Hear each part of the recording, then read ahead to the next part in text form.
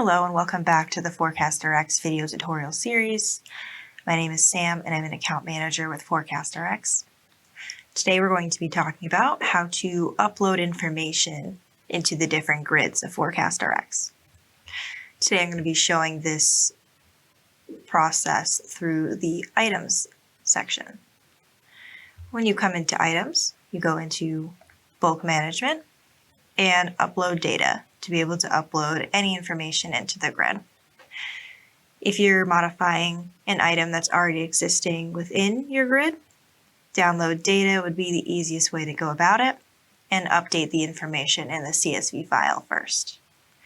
If you're uploading new information or already have a spreadsheet with the information you need in it, you can just click Upload Data. If you're creating a new line item, you would click Create New Entries. If you're updating existing products, you would click that one, and then Import. If you're unsure of what information needs to be entered into this location, we have an example right here on the top where you can see all the different headers and their uses.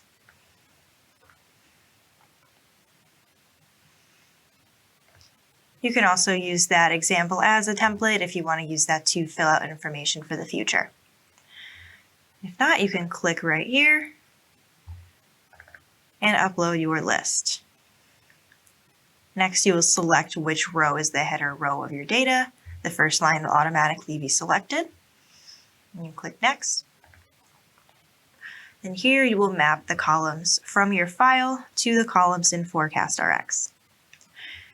If columns are exact or close to what we have in the ForecastRx grid, the mappings will automatically choose the correct location. For example, item name in my file is as SKU and automatically mapped. Supplier name did not map, and that is a column I would like to upload. So I will select a column from my file. That would be vendor name in this case. If there are columns you don't want to update information to, you can always click and go back to select column, and nothing from that field will be entered. In addition, if you have extra columns in your spreadsheet that cannot be updated into ForecastRx, that is all right. Those columns will not be selected. Once you're done mapping your columns, you can click Next. And here you will verify your data. If any information is incorrect or not formatted properly, the row and cell would highlight in red. In addition, if you need to change any information that you are uploading, you can click on any of the cells here and enter in that information.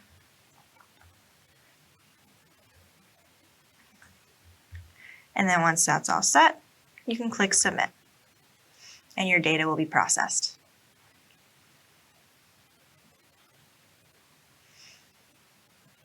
All right, once that's complete, you will come back to the items grid as you were before.